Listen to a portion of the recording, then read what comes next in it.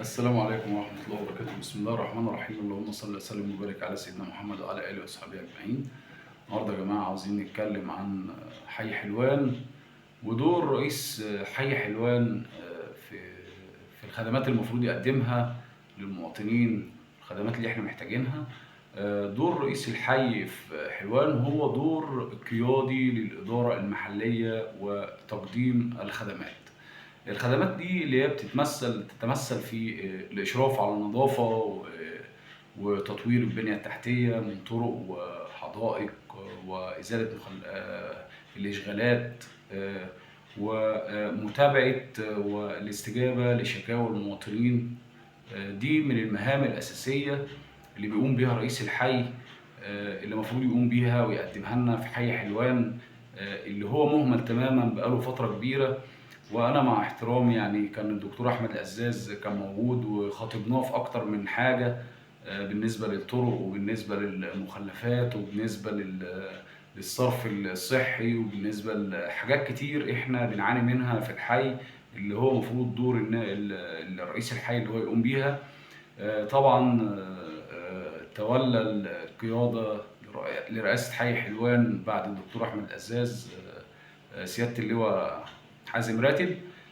فانا بناشد سياده اللواء حازم راتب. طبعا انت نورتنا وشرفتنا، بس انا عاوز اقول لحضرتك اللي احنا عندنا حاجات يعني من الاولويات اللي حضرتك، او هو الدور الاساسي اللي المفروض حضرتك تقوم بيه، هو خدمه المواطنين والاستجابه لحل المشاكل.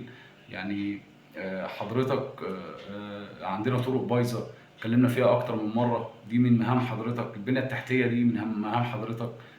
تنفيذ حملات على النظافه وتحسين مستوى البيئه والاشغالات والكلام ده من مهام حضرتك.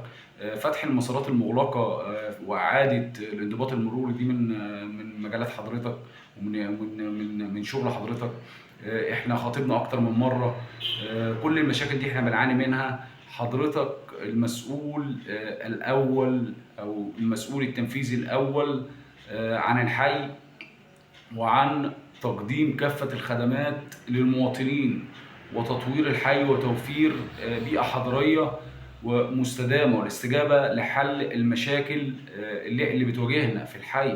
فحضرتك احنا كده الطرق مكسرة. طبعا الطرق المكسرة ديت بنعاني منها واحنا بنودي اولادنا المدارس، وبنعاني منها في التكدس المروري، وبنعاني منها في اللي احنا ما بنعرفش نروح شغلنا، ومنظر غير لائق. يعني حي حلوان مدخله شارع عمر بن العزيز من الكورنيش، الطريق الاساسي والرئيسي بحي حلوان كله مكسر. حضرتك بتمشي بالشوارع دي، ولو حضرتك بتيجي من على الاوتوستراد مدخل حلوان من على الاوتوستراد صالح صبحي، الطريق كله مكسر. يعني حضرتك كل المداخل الرئيسيه سواء من ناحيه كورنيش النيل مكسر، وعمر بن عبد العزيز سواء من دخلة صالح صبحي مكسر. فده ما يعني ده مش شكل لائق ولا يليق بحلوان. حلوان حي من ضمن 38 حي تقريبا محافظة القاهرة. محافظة القاهرة من أكبر المحافظات اللي بتصرف فلوس عشان تغطي في الميزانية يعني بتاعت الدولة، عشان تغطي مصاريف الأحياء. في حق حلوان من الموازنة يا فندم.